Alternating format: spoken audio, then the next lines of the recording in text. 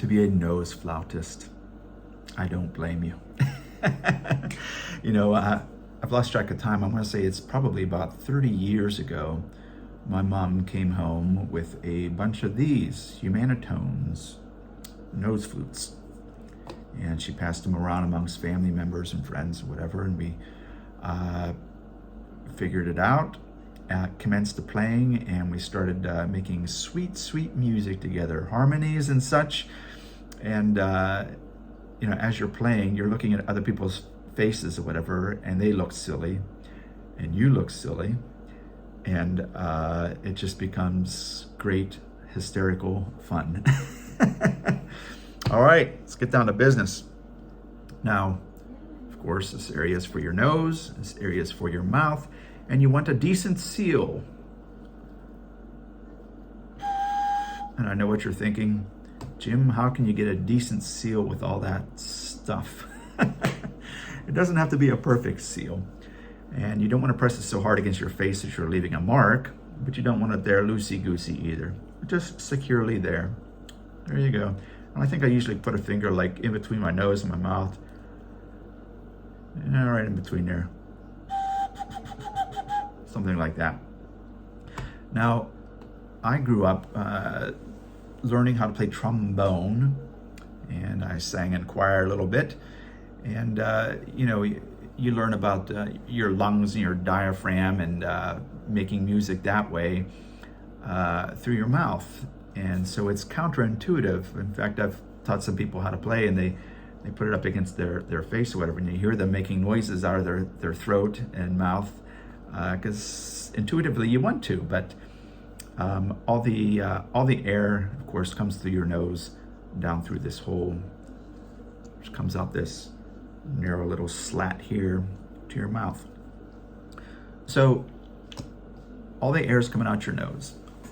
However, your mouth is involved with the music making process. I mean, the air is coming down here, and it's just the air is coming down, and it's got to make contact with your mouth in order to get a note. And yes, you need to have your mouth open. It's less important the size of the hole of your mouth when the opening of your mouth. I mean, you could have it open a little, you could have it open a lot. What's more important in getting notes is the back of your throat. It's kind of hard to describe, but it's basically you got to pretend like you're singing. And when you're singing, the back of your throat is changing its shape all the time as you're singing the different notes. It's as if you're singing, but you're not vibrating your vocal cords. But it's important that you're changing the back of your throat as if you were singing. That's kind of hard to describe. But I would say, pretend like you're singing, oh.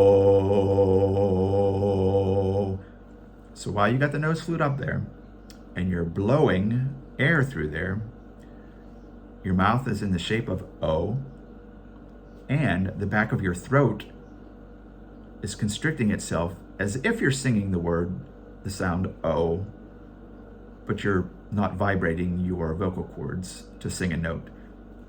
But the back of your throat is still constricting itself as if it were singing the word O. It's kind of hard to describe, but that's it. That's my secret, if there's really a secret. But I've seen people. They go like this. They go, nothing. I can't do it. If one thing isn't working, you got to try different things. Maybe hold it in a slightly different places. Make sure you got a decent seal. You might want to try holding a different spot. Different spot might work for you, but try something different. When I say try something different, try changing the shape of the opening of your mouth a little bit, but even more importantly, change how you constrict the back of your throat as if you were singing. Make different shapes in the back of your throat back here, and see if that helps you create a note. I've seen people when they're just learning and they're not getting anything at first. And all of a sudden, they hit a note and their eyes light up. Whatever it is you did to make that note, keep doing that. I don't know what else to say, but have fun. You'll get it.